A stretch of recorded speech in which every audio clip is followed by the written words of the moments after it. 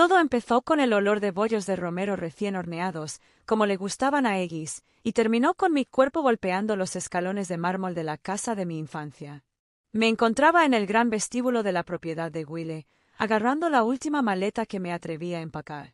Mi abuelo me había dejado esta casa, la empresa y hasta el último centavo de su herencia de $12 millones. Su testamento era claro, pero la claridad no significaba nada para quienes creían poder adaptar la verdad a sus derechos. «Bájala», espetó mi madre, mientras sus tacones repiqueteaban sobre el suelo pulido. Genevieve Wille no había tocado un bollo, ni una verdad, en más de una década. «No te llevarás eso. Son mis pertenencias», dije en voz baja, apretando el asa con fuerza. «Esta casa, y todo lo que hay en ella, está en disputa», dijo mi padre, apareciendo junto a ella. «Hasta que el tribunal dicte otra sentencia, no tienes legitimación activa. Debería haberme alejado». Pero entonces Celeste bajó la escalera en pijama de seda y una sonrisa satisfecha. «¿Vas a algún lado?», callé. No respondí. Me giré y caminé hacia la puerta. «No te atrevas a alejarte de nosotros, mocoso desagradecido», gritó Genevieve. Antes de que pudiera responder, mi padre se abalanzó sobre mí. Su mano me agarró del pelo, tirándome la cabeza hacia atrás con tanta fuerza que vi blanco. Entonces todo fue demasiado rápido. Me arrastraron por el pasillo, con los talones raspando el suelo hasta que llegué al primer escalón, luego al segundo, y luego a todos. No grité. Ni una sola vez. Querían drama, una prueba de que yo era inestable, reactiva, como las cartas falsas que su abogado había empezado a redactar a puertas cerradas. Les di silencio. Silencio controlado y deliberado. Afuera la lluvia era fría y fuerte. Mi padre me empujó por la puerta principal. Mi maleta me siguió, abriéndose de golpe, esparciendo suéteres y calcetines doblados sobre la piedra mojada. «Ya no eres bienvenido en esta casa», dijo mientras se ajustaba los gemelos. Genevieve se cruzó de brazos. «Cualquier intento de regresar se considerará allanamiento». Celeste observaba desde la puerta, con los brazos sobre la barandilla como una reina en un balcón. Recogí mi ropa desperdigada lentamente y me puse de pie. Me palpitaba el cuero cabelludo. «Mi orgullo, no. Te arrepentirás de esto», dije en voz baja. «No hoy, pero sí pronto». Luego me alejé de su casa, de todo, hacia la única persona que me había visto antes de que me enseñaran a desaparecer. Celeste siempre brillaba, incluso cuando no lo intentaba. En su 16º cumpleaños, abrió las llaves de un descapotable blanco con un lazo rojo más grande que su propia identidad. La multitud de la alta sociedad aplaudió. Yo estaba de pie en la parte de atrás, sosteniendo el cuchillo de plástico para pastel que nadie me había pedido que usara. Una semana después, estrelló el coche contra una farola. Mis padres culparon al alumbrado público. Ese mismo año, recibí una tarjeta de regalo prepaga para mis calificaciones más altas. A Genevieve le encantaba llamar a Celeste nuestra estrella. Lo decía en voz alta en las galas benéficas, como si todos estuviéramos de acuerdo. Cuando Celeste reprobó biología, contrataron a un tutor privado que cobraba más por hora de lo que la mayoría de los profesores ganaban en un día. Cuando quedé en primer lugar en matemáticas a nivel estatal, mi padre parpadeó mirando su teléfono y dijo: «¿Es ese el que tiene números?». No me odiaban. No exactamente. Simplemente no me veían. Yo era un segundo plano, un detalle de su imagen curada de perfección. Excepto para él, Egis Wille, mi abuelo. Nunca dejó pasar un momento sin hacerme sentir real. Vivía en el ala este, rodeado de libros y sillas de cuero, y de una terquedad que no había envejecido. «Ahí está mi niña lista», me saludaba. «Ven, cuéntame algo nuevo». Los sábados me llevaba a navegar en el Eleanor, su antiguo pero elegante yate. «Al mar no le importan tus padres», decía, entregándome el timón. «Solo escucha a los competentes». Aprendí a leer el viento, a virar, a mantenerme firme cuando las olas golpeaban el casco. Me enseñó a tener paciencia. Que no todo progreso se siente como un avance. Y más tarde me enseñó las verdaderas mareas, las que están formadas por los mercados, las votaciones de las juntas directivas y las tensiones entre los accionistas. Me sentaba a su lado en su oficina, dibujando diagramas en cuadernos amarillos, explicándome fusiones y cláusulas éticas con la misma intensidad con la que alguna vez me enseñó a fondear de forma segura. «Piensas como un constructor», me dijo una vez. «Tu hermana solo sabe brillar. Pero el brillo se desvanece. La estructura no lo es».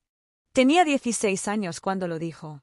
No entendía a qué se refería, no del todo, hasta el día en que me llamó a su estudio, me miró fijamente a los ojos y me dijo su decisión. La voz del abogado apenas llenaba la biblioteca con paneles de nogal. La luz del sol se filtraba por los altos ventanales, tiñendo de dorado el suelo donde nuestra familia posaba para las revistas de moda. Pero hoy no había cámaras, solo tensión, tan densa que se enroscaba en el aire. Gregory Nord, el abogado de mi abuelo durante muchos años, se aclaró la garganta y le leyó a mi nieta, Calista Wille. «Dejo mis acciones controladoras en Wille Holdings, la finca de Grayson Hollow y todas las posesiones personales que allí se encuentran». Silencio. Ese que no se asienta, detona. Lo sentí en la forma en que el rostro de mi madre se congeló a mitad de una sonrisa, en cómo su mano se apretó alrededor del tallo de su vaso de agua. Mi padre parpadeó lentamente, una vez, 2 veces, como si las palabras necesitaran tiempo para llegar a sus oídos. Celeste se quedó mirando a Gregory, como si no hubiera escuchado bien. Gregory continuó con tono firme. «A Celeste Wille le dejo un fideicomiso fijo de $2 millones que se distribuirán anualmente durante 10 años». Celeste emitió un sonido entre una risa y un jadeo. «¿2 millones? ¿Eso es todo?» Mi madre estaba parada allí. Debe ser un error. Mi padre no lo haría, no estaba en sus cabales. «Sí, lo era», dije en voz baja. «Simplemente no me escuchabas». Mi padre no habló. Simplemente se recostó en su silla, con los ojos entrecerrados, como si recalculara todo lo que había supuesto sobre el futuro. Gregory siguió leyendo, pero el resto se desdibujó, detalles menores, donaciones benéficas, un cuadro dejado a un instituto de arte. Nada explosivo. Nada comparado con lo que Ellis acababa de hacer en 2 párrafos. Cuando terminó, nadie me dirigió la palabra. Pasaron junto a mí como si fuera un cuadro torcido durante años, sin que nadie se hubiera molestado en arreglarlo. Más tarde esa noche, pasé por el estudio de mi padre y escuché susurros detrás de la puerta. «Debe haberlo manipulado», susurró mi madre. Ella siempre estaba ahí arriba con él, hablando de negocios. Él era inestable. «¿Viste la lista de medicamentos?» «Hablaré con Gregory», dijo mi padre. «Aún hay tiempo para impugnar el testamento. Solo necesitamos el ángulo adecuado». Me alejé antes de poder escuchar más. Arriba, abrí el cuaderno de Ellis, el que me dijo que guardara en el interior de la portada. Con su pulcra letra de imprenta, había escrito: «Si vienen por ti, ya han perdido. Mantén la línea». Empezó pequeño, una luz del pasillo apagada cuando siempre había estado encendida. Un miembro del personal que evitaba mi mirada. El perfume de mi madre flotando en el ala este, donde nunca solía ir. Luego cambiaron el código de mi oficina. Le pregunté a Peterson, el mayordomo, si sabía algo. Él sonrió rígidamente y dijo: «Tu padre pidió seguridad adicional». Al parecer, la seguridad hizo que mi nombre ya no estuviera en la lista aprobada. La contraseña de mi portátil falló 2 veces antes de desbloquearse. Al hacerlo, faltaban varias carpetas, las que Ellis había etiquetado como planificación de la transición y contingencias de la junta directiva. Revisé la papelera, estaba vacía. La copia de seguridad había desaparecido. Los registros del disco duro mostraron un inicio de sesión desde la cuenta de Gregory Nord, pero ninguna marca de tiempo. Cuando me enfrenté a mi padre durante la cena, él cortó su filete con la tranquila precisión de un cirujano. «Este estrés no te hace bien, Calista. Deberías hablar con alguien. Quizás el doctor Mendelsohn. Tu madre lo encontró muy útil durante su adaptación». «No me lo estoy imaginando», dije. «Nadie dijo que lo fueras», intervino Genevieve, revolviendo la sopa. «Pero el dolor se manifiesta de forma extraña. Has pasado por mucho».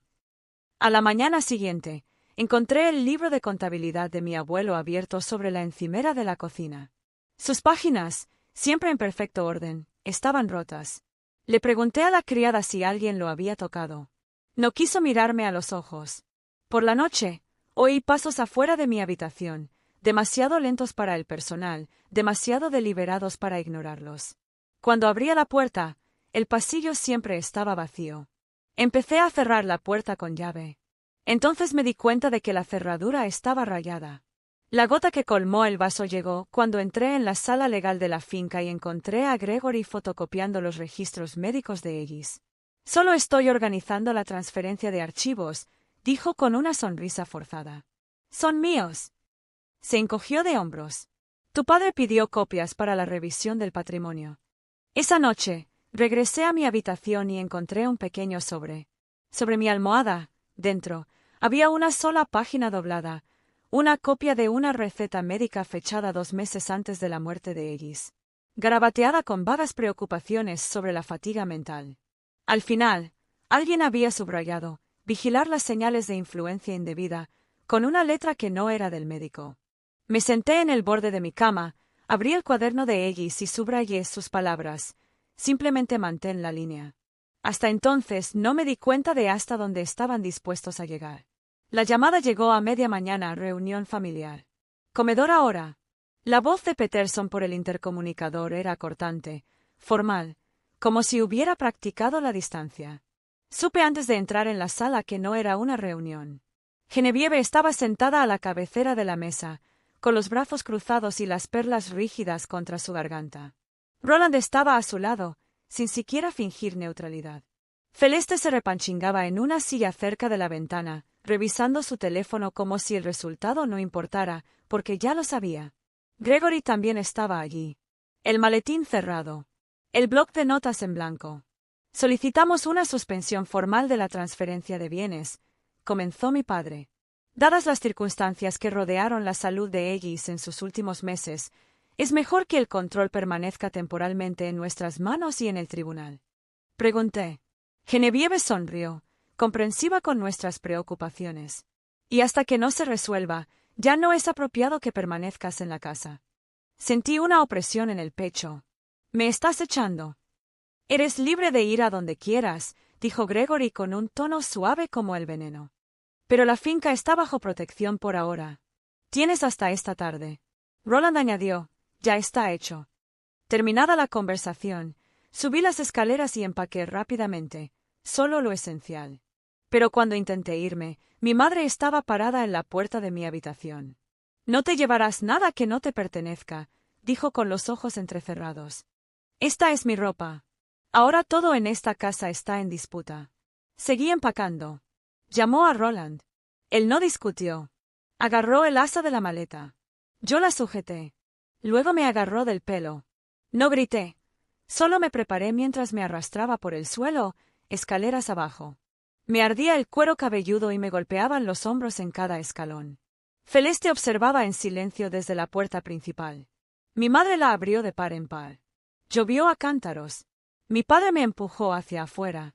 La maleta voló detrás de mí, aterrizó con fuerza y se abrió de par en par. Ropa, papeles, un cuaderno de cuero desgastado y un pequeño reloj de oro. «Ya no sois bienvenidos aquí», dijo. Me puse de pie lentamente, con el agua empapándome las mangas. Mi voz sonaba clara. «Te arrepentirás de esto», dije. «No por el dinero, sino porque crees que no lucharé». Luego tomé el reloj de bolsillo, el que Aegis siempre tenía cerca, y caminé hacia la tormenta. La lluvia no paró durante horas. Ashley me recogió justo al anochecer. No dijo nada al ver mi hombro magullado ni la sangre incrustada en la línea del cabello. Simplemente abrió la puerta del coche y mantuvo la mano firme en el volante hasta su apartamento. Esa noche, acurrucado en su sofá con una manta prestada, no pude dormir. Lo seguí repitiendo, el silencio de Celeste, las manos frías de mi madre en el pomo de la puerta, el agarre de mi padre en mi cabello. Me quedé mirando los objetos que había rescatado, mi teléfono, la libreta de cuero, una chaqueta arrugada y el reloj de bolsillo. Había sido el favorito de Aegis. Solía darle cuerda todas las noches, como un ritual. Un buen reloj, decía, hace más que dar la hora. Te dice cuándo moverte. Al girarlo en la palma de mi mano, noté algo extraño. El peso se sentía desigual. Pasé el pulgar por el panel trasero y sentí una costura tenue. Apreté ambos lados con el mismo ritmo que él usaba antes para abrir el cajón de su escritorio, 2-3-2. Con un suave clic, la parte trasera se abrió. Dentro había una pequeña nota doblada, ligeramente amarillenta por el paso del tiempo, y una unidad USB. La nota decía: si hicieron lo que temía, acudan a Richard Linux en Beacon Hill. Él sabrá qué hacer, y... Mis manos temblaban. Encendí la computadora portátil de Ashley y abrí los archivos en la unidad. Había escaneos de las evaluaciones médicas de Aegis, una claridad mental clara, consistente y que lo afirmaba todo. Grabaciones de audio de discusiones de negocios, mi voz, su estrategia, fusiones, análisis de la dinámica de la junta directiva. No solo me había enseñado, lo había documentado todo. También había hojas de cálculo, libros de contabilidad vinculados a cuentas que nunca había visto. Algunas nacionales, otras extranjeras. Una carpeta etiquetada fondos de emergencia. Ashley entró con té. ¿Eso de tu abuelo? Asentí. No solo confiaba en mí. Sabía que esto iba a pasar. No me había dejado indefenso. A la mañana siguiente, reservé un billete de ida a Boston. La oficina de Richard Lenin figuraba en un documento marcado como última contingencia. Le envié un solo correo electrónico. Aegis Wille dijo que sabrías qué hacer. CW. 3 horas después, respondió, ven inmediatamente. No estás solo en esto. Cerré la laptop y finalmente exhalé. Aún se avecinaba una guerra, pero al menos ahora tenía un mapa. Richard Lenin me recibió con un firme apretón de manos y me entregó un archivador cerrado lleno de secretos. Hacía años que no trabajaba con Aegis, pero su amistad nunca se debilitó. Acudió a mí al día siguiente de su diagnóstico. Richard, dije. Sacó una carpeta marcada con la letra de mi abuelo. Ya no confío en la familia, dijo. Excepto en ti. Me presentó a Marabel Crane, una abogada especializada en litigios sucesorios que no se inmutó cuando le expliqué cómo mi padre me había arrastrado del pelo por las escaleras. Solo preguntó, ¿tienes documentación? Le entregué el USB. Esa noche, teníamos una estrategia. Durante la semana siguiente, el equipo de Richard revisó registros de cuentas, correos electrónicos, archivos de audio y actas de la Junta. Marabel presentó la documentación preliminar para una orden judicial de emergencia, y yo permanecí en silencio, escondido en una habitación de invitados sobre el garaje de Richard, viendo cómo toda la estructura podrida comenzaba a tambalearse. La primera fisura apareció en un conjunto de registros de pagos de Wille Holdings. Cientos de miles de dólares fueron canalizados a una empresa fantasma, AV Solutions, disfrazada de consultora. Pero AV no tenía personal, oficinas ni documentación. Solo una beneficiaria, Celeste Wille. Marabel rastreó los fondos, $500,000 transferidos en los 3 meses siguientes a la muerte de Aegis, coincidiendo con la repentina desaparición de Celeste en Europa. Pero los registros de casinos de Atlantic City y Las Vegas revelaban otra historia. No había viajado al extranjero, lo había perdido casi todo en el juego. Tu hermana no solo es cómplice, dijo Marabel. Es una carga. Tienen que protegerla. Luego vinieron los documentos falsificados, una firma digital en una nota médica, supuestamente escrita por el médico de Aegis. Se verificó que la firma era falsificada. Los metadatos del archivo revelaron que el documento se había creado en la computadora portátil del trabajo de Gregory Nord 2 semanas después de la muerte de Aegis. Sabían exactamente lo que hacían, murmuró Richard. Y es peor de lo que pensabas. Estudié de nuevo la carta falsificada, trazando las líneas del nombre de Aegis escrito a mano por otra persona. No fue el dolor lo que los hizo crueles. Fue la desesperación. No era solo un obstáculo para su poder, era la prueba de que no tenía ninguno. Y eso me hacía peligroso. El último archivo que abrí estaba etiquetado Revisión de Emergencia de Ética de la Junta. Dentro había estatutos que nunca había visto, revisiones que Aegis había hecho discretamente. Fue entonces cuando me di cuenta, no solo habían perdido el control de la empresa. Nunca lo habían tenido, para empezar.